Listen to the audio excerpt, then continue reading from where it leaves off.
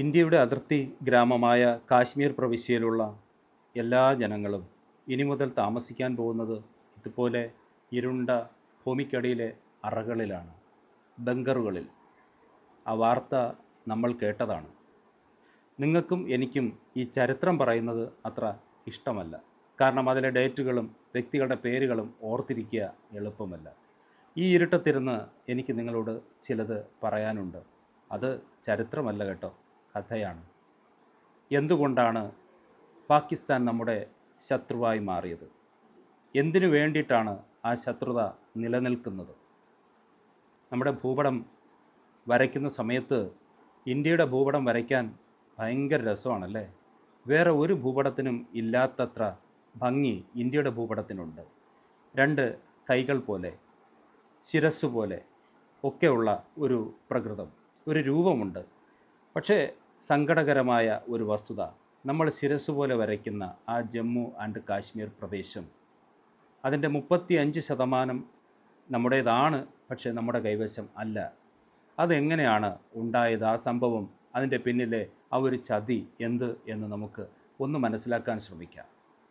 Skip ചെയ്യാതെ ദയവായി ഒന്ന് എന്നോടൊപ്പം സഹകരിച്ചിരിക്കുക. ഇത് പറയേണ്ട ബാധ്യത എങ്ങനെ ഉണ്ടായി എന്ന് ചോദിച്ചു കഴിഞ്ഞാൽ, സത്യമെന്തെന്ന് അറിയാതെ യുദ്ധം നടക്കുന്നു എന്നും കാശ്മീരിൽ എന്ന് ചിന്തിക്കുന്ന കുട്ടികളുണ്ടാകും, തലമുറകളുണ്ടാകും. ഞാൻ നേരത്തെ പറഞ്ഞതുപോലെ ആ സ്വാതന്ത്ര്യ നാളുകളിൽ, ഇന്ത്യക്ക് സ്വാതന്ത്ര്യം കിട്ടുന്ന നാളുകളിൽ ഇന്ത്യയോടും പാകിസ്ഥാനോടൊപ്പവും ചേർന്ന് നിൽക്കാൻ തയ്യാറാകാത്ത ഒരു പ്രദേശമുണ്ടായിരുന്നു, ജമ്മു കാശ്മീർ. അതിൻ്റെ ഭരണാധികാരി ഒരു രാജാവായിരുന്നു, ഹരിസിംഗ്. ഈ പേരൊക്കെ പറഞ്ഞേ പറ്റൂ. ഹരിസിംഗ് ഇന്ത്യയോടൊപ്പം ചേരാൻ വിസമ്മതിച്ചു. പക്ഷേ ദിവസങ്ങൾക്കകം തന്നെ ഹരിസിംഗ് പ്രതീക്ഷിക്കാത്ത ഒരു സംഭവം ആ പ്രദേശത്ത് ഉടലെടുക്കുകയാണ്. അത് പല പല ഗോത്രങ്ങളിൽ നിന്നുണ്ടായ എതിർപ്പായിരുന്നു, പ്രക്ഷോഭമായിരുന്നു. ഈ പ്രക്ഷോഭകാരികളെല്ലാം ഹരിസിംഗിനെ വധിക്കാനായി തക്കം പാർത്തിരുന്നു. അരക്ഷിതാവസ്ഥ ഉണ്ടായിക്കൊണ്ടിരിക്കുകയാണ്. എന്നും പ്രക്ഷോഭകാരികൾ തീ കത്തിക്കുകയാണ് പ്രദേശങ്ങളൊന്നാകെ. ഹരിസിംഗിന് പിടിച്ചു നിൽക്കാനായില്ല. ഹരിസിംഗ് ഇന്ത്യയുടെ സഹായം അഭ്യർത്ഥിച്ചു. അന്ന് ഇന്ത്യയുടെ പ്രധാനമന്ത്രിയായിരുന്നു ശ്രീ ജവഹർലാൽ നെഹ്റു. ഇന്ത്യയോടൊപ്പം ചേരാൻ വിസമ്മതിച്ചതുകൊണ്ട് ഹരിസിംഗിൻ്റെ റിക്വസ്റ്റ് നമ്മുടെ പ്രധാനമന്ത്രി അംഗീകരിച്ചില്ല. സേനയെ വിട്ടുകൊടുക്കാൻ ഇന്ത്യ തയ്യാറായില്ല. ഇത് വളരെ അനുകൂലമായ ഒരവസരമായി മുതലെടുത്തുകൊണ്ട് പാകിസ്ഥാൻ സൈന്യത്തെ അയച്ചു.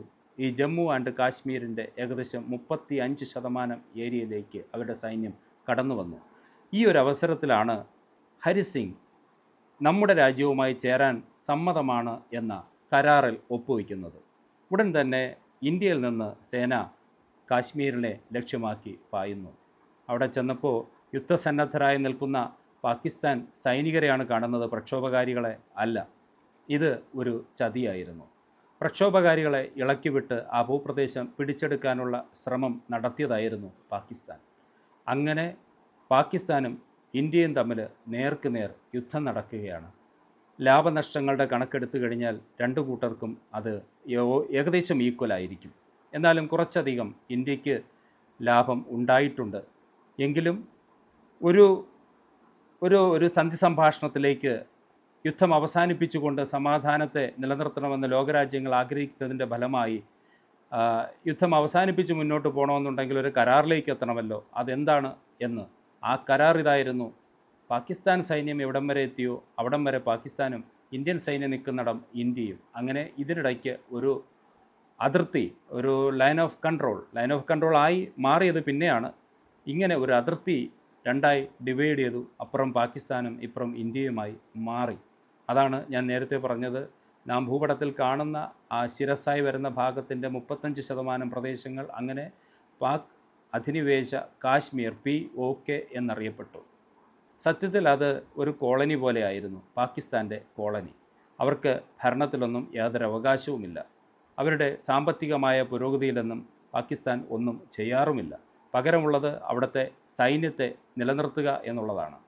സൈന്യത്തെ നിലനിർത്തുന്നതിനോടൊപ്പം പാകിസ്ഥാൻ ചെയ്ത മറ്റൊരു പരിപാടിയാണ് തീവ്രവാദികളെ ട്രെയിനിങ് കൊടുക്കുക, തീവ്രവാദികളെ പരിപോഷിപ്പിച്ച് ഇന്ത്യയുടെ അതിർത്തിയിലേക്ക് നുഴഞ്ഞു കയറ്റി വിടുക, ഇന്ത്യയുടെ സമാധാനത്തെ നശിപ്പിക്കുക. ഇവ കാര്യങ്ങൾ കഴിഞ്ഞ കാലം അത്രയും പാകിസ്ഥാൻ നടത്തിക്കൊണ്ടേ ഇരിക്കുകയാണ്. അതിൻ്റെ ഏറ്റവും അടുത്ത ഉദാഹരണമാണ് ബൈസറൻ വാലി വഴിക്ക് ഇറങ്ങി വന്ന തീവ്രവാദികൾ വിനോദസഞ്ചാരികളായി പോയ നമ്മുടെ സഹോദരങ്ങളെ വധിച്ചത്. അതും പേര് ചോദിച്ച് മതമേതെന്ന് അറിഞ്ഞതിന് ശേഷം.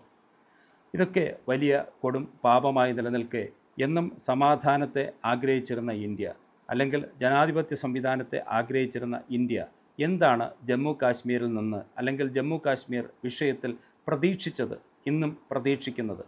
ഐക്യരാഷ്ട്ര സംഘടന പോലെയുള്ള ഒരു അന്തർദേശീയ തലത്തിലുള്ള ഒരു സംഘടനയുടെ തീരുമാനത്തിൽ, അല്ലെങ്കിൽ അവരുടെ മധ്യസ്ഥതയിൽ മുമ്പ് ഒരു ജനഹിത ഗവൺമെൻറ് ഒരു വോട്ടെടുപ്പിലൂടെ ആ പ്രദേശത്തിലെ ജനങ്ങൾ എങ്ങോട്ടാണ്, ഏത് രാജ്യത്തിലേക്കാണ് ചേരാൻ തയ്യാർ, അവരുടെ ഇഷ്ടം എന്താണ് എന്നറിഞ്ഞിട്ട് ഇന്ത്യയിലേക്കാണ് ചേരാൻ തയ്യാറെങ്കിൽ ഇന്ത്യയിലേക്ക് അവരെ സ്വീകരിക്കുക എന്നുള്ളതും ആ പ്രദേശത്തെ ഇന്ത്യയോട് ചേർക്കുക എന്നുള്ളതുമായിരുന്നു നമ്മുടെ പ്രതീക്ഷ, നമ്മുടെ സ്വപ്നങ്ങൾ. പക്ഷേ അത് ഇന്നും സ്വപ്നമായി നിലനിൽക്കുകയാണ്. ലൈൻ ഓഫ് കൺട്രോളിൽ അതിർത്തി പ്രദേശത്ത് വെടിവെച്ചകൾ ധാരാളം കേട്ടുകൊണ്ടേയിരിക്കുന്നു. സൈനിക പോസ്റ്റുകളിലേക്ക് പ്രകോപനപരമായി അവർ വെടിയുതിർക്കുന്നു. അവരുടെ ഭരണാധികാരികൾ വളരെ പ്രകോപനപരമായി സംസാരിച്ചു കൊണ്ടേയിരിക്കുന്നു. എല്ലാ ആണവായുധങ്ങളും ഇന്ത്യയ്ക്ക് വേണ്ടി അവർ കരുതി വച്ചിരുന്നവയാണ് എന്നും ഏത് നിമിഷവും അത് ഞങ്ങളെടുത്ത് പ്രയോഗിക്കുമെന്നും ഉള്ള ഭീഷണി. ഈ ഭീഷണിയൊക്കെ ഒരുപക്ഷെ ഭയത്തിൻ്റെ പുറത്താകാം എന്നും വിശ്വസിക്കുന്നവരുണ്ട്. എന്തായാലും നശിക്കാൻ തയ്യാറായി നിൽക്കുന്ന ഒരു ശത്രുവിനെ നമ്മൾ ഭയക്കണം. നമ്മൾ പറയാറില്ലേ, എനിക്ക് തിരിഞ്ഞും പിരിഞ്ഞും നോക്കാൻ ഒന്നുമില്ല എന്ന്. ആ ഒരു പ്രകൃതം, ആ ഒരു മാനസികാവസ്ഥയിലുള്ള ശത്രു നമ്മളെ ഒരുപക്ഷെ വേദനിപ്പിച്ചെന്നിരിക്കും. അതുകൊണ്ട് യുദ്ധം ഒന്നിനും പരിഹാരമല്ല എന്ന് പറയുമ്പോഴും യുദ്ധക്കളത്തിലേക്ക് സമാധാനപ്രിയരായ ഇന്ത്യക്കാരെ അവർ വീണ്ടും വീണ്ടും ക്ഷണിച്ചുകൊണ്ടേ ഇരിക്കുകയാണ്. ഇനി മറ്റൊന്ന്, ഈ ലൈൻ ഓഫ് കൺട്രോളിനപ്പുറം പാകിസ്ഥാൻ ഒക്കുപ്പൈഡ് കാശ്മീരിലെ ജനങ്ങൾ പാകിസ്ഥാൻ്റെ കീഴിൽ അവർ സന്തോഷത്തോടെയാണോ ജീവിക്കുന്നത് എന്ന് ചോദിച്ചു കഴിഞ്ഞാൽ അല്ല. 72% സാക്ഷരതയുള്ള ആ ജനവിഭാഗത്തിലെ മനുഷ്യരൊക്കെയും അസന്തുഷ്ടരാണ്. അതുകൊണ്ട് തന്നെ അവിടെ ആ ഗവൺമെൻറ്റിനെതിരെ, പാകിസ്ഥാനെതിരെ നിരന്തരം പ്രക്ഷോഭങ്ങൾ നടന്നുകൊണ്ടിരിക്കുകയാണ്. അവരെയെല്ലാം സൈനികപരമായി പാകിസ്ഥാൻ അടിച്ചമർത്തിക്കൊണ്ടും ഇരിക്കുന്നു. അങ്ങനെ തീ പുകയുന്ന ഒരു പ്രദേശമായി മാറിയിരിക്കുകയാണ് ഈ സ്വർഗസമാനമായ ജമ്മു കാശ്മീർ. സ്വർഗസമാനമാണ്. വിനോദസഞ്ചാരം എന്ന് പറയുന്നത് ഈ ലോകത്ത് എവിടെയും ഉള്ളതിനേക്കാൾ ഏറ്റവും കൂടുതൽ സാധ്യതയുള്ള ഒരു പ്രദേശമാണ് ജമ്മു ആൻഡ് കാശ്മീർ. അവിടെ സമാധാനം നിലനിന്നിരുന്നുവെങ്കിൽ ഏറ്റവും സമ്പന്നമായ ഒരു പ്രദേശമായി മാറേണ്ട സ്ഥലമാണ്. അങ്ങോട്ടും ഇങ്ങോട്ടും പലായനം ചെയ്യുന്ന ആൾക്കാരുടെ എണ്ണം ചെറുതൊന്നുമല്ല. ഒപ്പം തക്കം പാർത്തിരിക്കുന്ന തീവ്രവാദികൾ. ഇപ്പോൾ തന്നെ ഈ പഹൽഗാം കൂട്ടക്കൊലയുമായി ബന്ധപ്പെട്ട് അന്വേഷണത്തിൻ്റെ ഭാഗമായി പ്രചരിക്കുന്ന ചില ചിത്രങ്ങൾ അവർ വളരെ മുമ്പ് തന്നെ, ഏകദേശം 1 വർഷം മുമ്പ് തന്നെ ഇതിനുള്ള പദ്ധതികളൊക്കെ ആരംഭിച്ചു എന്നാണ്. ഇതിൽ ഏറ്റവും വിഷമകരമായ ഒരു സംഗതി, പഹൽഗാം കൂട്ടക്കൊല നടക്കുന്ന സമയത്ത് അവിടേക്ക് എൻട്രി ഉള്ള ഒരേ ഒരു ഗേറ്റേ ഉള്ളൂ. അവിടെ ഒരു പട്ടാളക്കാരൻ പോലും അവിടുത്തെ സുരക്ഷ ഉറപ്പാക്കി അവിടെ നിന്നില്ല എന്നത് വളരെ വിഷമകരമായ ഒരു കാര്യമായിപ്പോയി. കാരണം അവിടെ പോകുന്ന വിനോദസഞ്ചാരികൾക്ക് സുരക്ഷ ഒരുക്കാൻ നമുക്ക് വീഴ്ച പറ്റിയോ എന്നുള്ളത് ഒരു ചോദ്യം തന്നെയാണ്. യുദ്ധം ഒന്നിനും ഒരു പരിഹാരമല്ല എന്ന് ആധുനിക സമൂഹം പറയാറുണ്ട്. കാരണം സർവനാശകാരികളായിട്ടുള്ള ആയുധങ്ങൾ കൈവശം വച്ചിരിക്കുന്ന രാജ്യങ്ങളാണ് ഇവരൊക്കെയും, ഇന്ത്യ ആയാലും പാകിസ്ഥാനായാലും. പക്ഷേ അവയൊക്കെ എടുത്ത് പ്രയോഗിച്ചു കഴിഞ്ഞാൽ സർവനാശത്തിന് കാരണമാകുന്ന 3-ാം ലോക മഹായുദ്ധത്തിലേക്ക് ഇതിനെ തള്ളിവിട്ട് കഴിഞ്ഞാൽ നമ്മുടെ ഈ ലോകത്തിൻ്റെ സമാധാനം ഇല്ലാണ്ടായാൽ ജീവിതം എവിടെയും ഈസി ആവില്ല എന്നുള്ളത് കൊണ്ട്, സുഗമമാവില്ല എന്നുള്ളത് കൊണ്ടാണ് ഒരു യുദ്ധം ഉണ്ടാകരുതേ എന്ന് പ്രാർത്ഥിക്കുന്നത്.